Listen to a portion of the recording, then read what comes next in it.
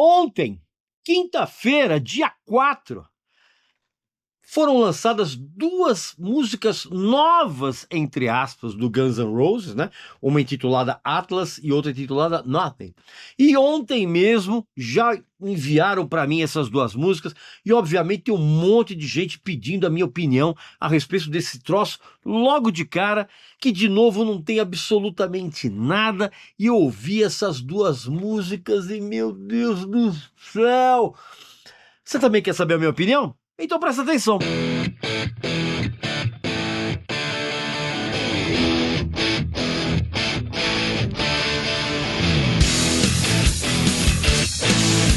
Tá vendo essa camiseta que eu tô usando aqui?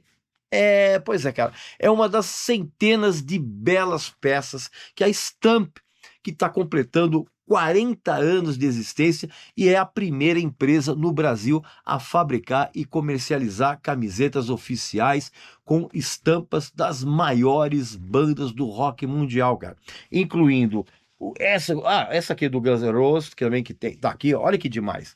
Essa aqui do Guns N' Roses, incrível, cara, essa banda. Essa clássica aqui do Black Sabbath, né, estilizada com a capa do Never Say Die, aí, ó, data de turnê, são as camisetas absolutamente incríveis, e não só dessas bandas, cara, tem do Metallica, tem do Iron Maiden, tem do AC/DC, do Nirvana, tem um monte de Pink Floyd, tudo que você puder imaginar de banda, tem camisetas incríveis da Stamp. São mais de 40 bandas com mais de 500 estampas, todas aprovadas, inclusive, pelas próprias bandas, né? Camisetas confeccionadas com malhas 100% de algodão de alta qualidade, sejam camisetas estonadas ou tie-dye, como o pessoal chama, sem contar, inclusive, acessórios, bonés, bandeiras, adesivos especiais e um monte de coisa. E é claro que você, meu amigo e minha amiga, que sempre que está aqui nos seguindo, nos prestigiando com a sua audiência, tem privilégios.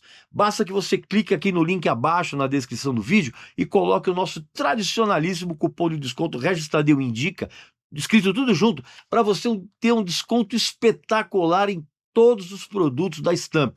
E não deixe de visitar as 3 lojas da Stamp lá aqui na Galeria do Rock, aqui em São Paulo. O endereço, inclusive, aqui está na descrição do vídeo aqui, cara. Não vacile, porque são camisetas que eu recomendo, uma com a estampa mais legal que a outra. E lógico, só pode ser qualidade da Stamp. Meu amigo e minha amiga, ontem, quinta-feira, 4 de dezembro de 2025, o Guns N' Roses soltou mais 2 músicas do seu arquivo de porcarias engavetadas desde a época do pavoroso álbum Chinese Democracy, o álbum que demorou 458 anos para ser lançado e que, quando saiu, resultou num dos maiores fracassos da história da música em todos os tempos.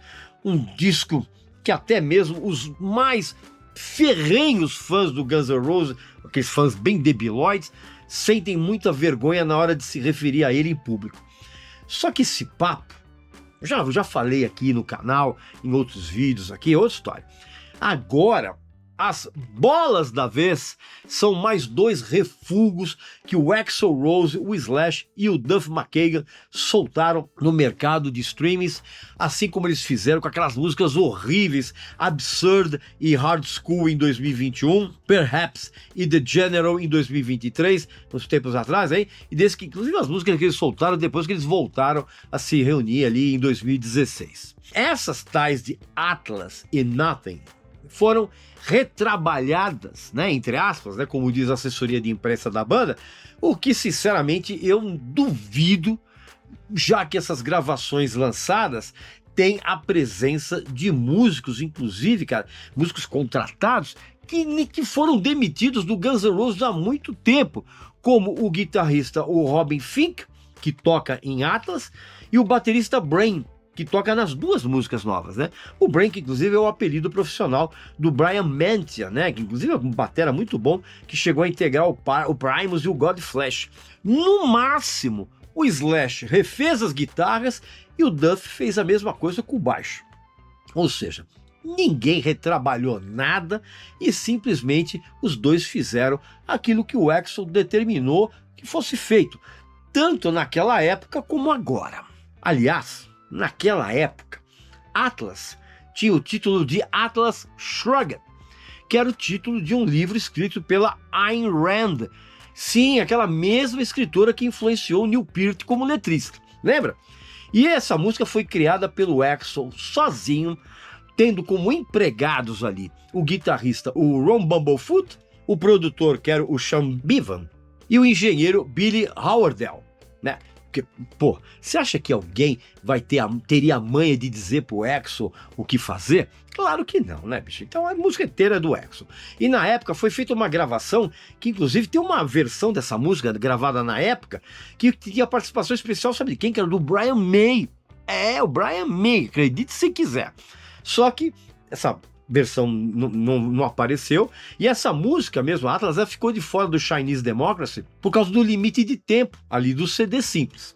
E tem uma curiosidade, que essa música ela chegou a ser ensaiada na passagem de som de um show que a banda fez em maio agora, e ela foi incluída no setlist, mas acabou sendo riscada e não foi apresentada ao vivo. Ouvi Atlas e eu fiquei de queixo caído por ela ser tão ruim, cara. Você termina de ouvir esse troço, cara, e você pensa que diabos que esses caras tentaram fazer ao soltar uma imitação patética, sabe de quem? Que era do Pearl Jam. É isso mesmo, acredite se quiser, cara. Basta você fazer um exercício de imaginação e colocar o Eddie Vedder cantando esse troço para você perceber isso, cara. Incluindo os desenhos melódicos que o Axl faz nos vocais dele, cara. A levada de bateria, ela é truncada, ela é excessivamente percussiva ali nos tons e nos surdos, ali na introdução. E isso deixou a música sem a mínima fluência, a música fica meio travada. E essa canção até tem umas modulações de tonalidade que são pouco usuais e que certamente vão causar estranhamento nos fãs mais toscos do Guns N' Roses, né? Algo, inclusive, que eu até aprecio em outras bandas, essas modulações, mas no Guns N' Roses, cara, soou muito forçado. Até mesmo o solo do Slash em Atlas, ele se mostra meio preguiçoso, sabe, cara? Com a repetição de licks, inclusive, que ele já usou em outras músicas do trabalho solo dele. Aí eu fui ouvir o que seria o lado B do single, né? Que é a canção intitulada Nothing, que começa com um piano elétrico. Isso mesmo, cara. E o Axl Rose ali fazendo uma linha de vocal que, junto com esse piano elétrico, cara, dá a impressão que ele passou muito tempo ouvindo os discos do Steely Dan. Aliás, Steely Dan, que é uma banda que eu adoro. Só que essa comparação que eu faço não é um elogio pro Axl Rose. Porque quando a banda ela entra para valer, o Axl ele passa a imitar descaradamente o estilo do desenho melódico que o Elton John costuma fazer, só que colocando um drive a mais na voz, cara. E nessa música salva-se o belo solo de guitarra do Slash, que é um solo repleto de uns licks sutis ali, com poucas notas, e essas notas muito bem escolhidas, né? Os bends assim são bem elaborados, são bem tocados. Claro que o fã do Guns N' Roses não vai notar nada disso que eu falei. Por quê, cara? Porque ele vai estar muito ocupado enxugando os olhinhos ali, umedecidos de paixão, cara, obviamente. Então, meu amigo e minha amiga, essas são as minhas opiniões a respeito dessas duas teoricamente novas canções do Guns N' Roses, mas na verdade é tudo refúgio daquela época do Chinese Democracy. Aqui nos comentários, coloca aqui a sua opinião a respeito. O que é que você achou dessas duas músicas? Você gostou? Você curtiu? Ou você achou uma porcaria como eu? Coloca aqui nos comentários e eu voltarei muito em breve com mais um vídeo aqui para vocês, tá bom? Então um abraço, saúde para você, para sua família e para seus amigos e até a próxima.